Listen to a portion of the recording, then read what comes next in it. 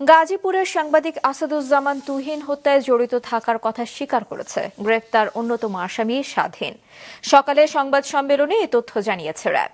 এদিকে দ্রুততম সময়ে আসামিদের সাজা নিশ্চিতে কাজ করার কথা জানিয়েছেন গাজীপুর মহানগর পুলিশ কমিশনার। জেলা রিপোর্টার ফারদিন ফেরদৌসের তথ্য এবং ছবিতে ডেস্ক রিপোর্ট। গাজীপুরে সাংবাদিক আসাদুজ্জামান তুহিন হত্যার ঘটনায় সিসি ক্যামেরার ফুটেজে চিহ্নিত ৮ আসামিকে গ্রেপ্তার করেছে আইন শৃঙ্খলা বাহিনী। গতরাতে গাজীপুরের বিভিন্ন এলাকায় অভিযান চালিয়ে পাবনার ফয়সাল হাসান, কুমিল্লার শাহজালাল এবং শেরপুরের সুমনকে গ্রেপ্তার করে পুলিশ। আজ দুপুরে কিশোরগঞ্জ থেকে শহীদুলকে গ্রেপ্তার করেছে র্যাব। এর আগে হত্যাকাণ্ডের ফুটেজ দেখে মিজান ওরফে কেটু মিজান, তার স্ত্রী গোলাপী, আল আমিন ও স্বাধীনকে গ্রেপ্তার করা হয়। সকালে র্যাব ১-এর পোড়াবাড়ি ক্যাম্প কমান্ডার সংবাদ সম্মেলনে জানান, আসামি স্বাধীন প্রাথমিকভাবে অপরাধ স্বীকার করেছে। এজাহারে যতটুকু আমরা পেয়েছি, এখন আসামিরা নিজেদেরকে পার পাওয়ার জন্য অনেক কথাই বলবে। এটা তদন্ত সাপেক্ষ বিষয় এবং তদন্তের সাথে আমরা মনে হয় একটু সময় নিয়ে আপনাদেরকে জানালে ভালো হয়।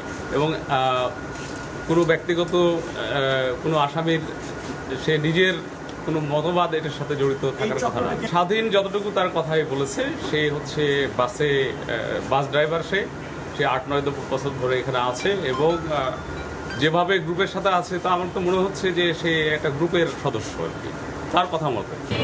এদিকে দুপুরে শহরের জিএমপি কার্যালয়ে সংবাদ সম্মেলন করে কমিশনার জানান, হানি ট্র্যাপের মাধ্যমে ছিনতাইয়ের ঘটনা ভিডিও করতে যেয়ে খুন হন সাংবাদিক তুহিন। পোস্টমর্টেম রিপোর্ট পেলে ১৫ দিনের মধ্যে চার্জশিট দেওয়ার কথা জানান তিনি। ২৪ ঘন্টার মধ্যে সর্বোচ্চ এফোর্ট দিয়ে সকলকেই, একজন আসামি ছাড়া সকলকে গ্রেপ্তার করতে সক্ষম হয়েছি এবং আমি বিশ্বাস